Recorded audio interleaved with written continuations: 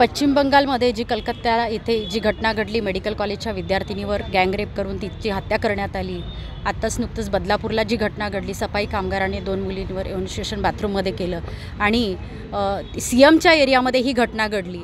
तिथे गृह जे होते जी संस्था जी होती ती बीजेपीचे चालक ते संस्था चालवत होते आणि तिथे त्या हे करण्यासाठी उज्ज्वल जी निकम यांची निवड करण्यात आली।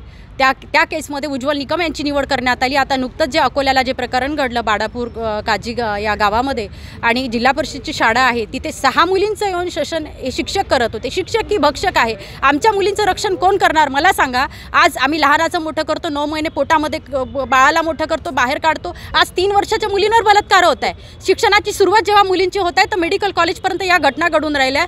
म्हणजे शिक्षण देत आहे की भक्षण करत आहे की रक्षण, म्हणजे रक्षण तर दूरच राहिलं पण मुलींच्या भक्षणासाठी आम्ही मुलींना मोठं करत नाही आहे। म्हणजे महिला छोट्यापासून तर मोठ्यापर्यंत सगळ्याच धोक्यात आहे। आम्ही या सरकारला म्हणत आहे, मुख्यमंत्र्यांनी काय निर्णय घेतला, तातडीने निर्णय घ्यायला पाहिजे होते। शिक्षण मंत्र्यांनी काय निर्णय घेतला तो आम्हाला, त्यांचा निर्णय आम्हाला पाहिजे होता। गृहमंत्र्यांचा निर्णय आम्हाला पाहिजे होता, त्यांनी काही निर्णय दिला नाही। हे सरकार आहे करत काय आहे? याच्यावर तुम्ही उज्ज्वल निकम यांची नियुक्ती केलेली आहे, म्हणजे तुम्ही काय निर्णय आम्हाला देणार? आम्ही या सरकारचा निषेध करत आहे। महिला काँग्रेस या महाराष्ट्र शहरातलीच नाही तर पूर्ण महाराष्ट्रातली महिला रस्त्यावर उतरेल। या सर्वच गोष्टीचा निर्णय या लोकांनी ताबडतोब घ्यावा, अन्यथा आम्ही इथे आंदोलनाला बसू। महिला काँग्रेस मुख्यमंत्र्यांच्या राजीनाम्याची मागणी केली, काय त्यांनी निर्णयच काही आम्हाला दिलेला नाही ना।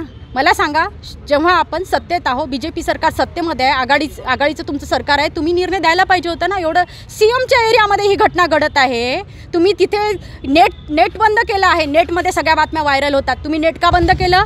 बाकी ठिकाणी होतं का असं? अशा घटना जेव्हा घडल्यावर त्या एरियातले नेट बंद केल्या जाते का? रेल्वे बंद, लोक का रस्त्यावर उतरणार नाहीत? तुम्ही म्हणता बाहेरून ज्या आई वागवते ना मुलांना 9 महिने पोटामध्ये, त्या बाईलाच कळतं। जेव्हा एवढं लहानाचं मोठं केल्यावर त्या बाईला कळतं की आपली मेडिकलला गेल्यावर मुलगी कुठल्या याच्यामध्ये राहणार। प्रत्येकीच्या भावना याच्यासोबत जोडलेल्या असतात, लहानीपासून तर म्हातारीपर्यंत ह्या सगळ्या गोष्टी असतात। या सरकारने केलं काय? आम्ही या सरकारचा विरोध करतो।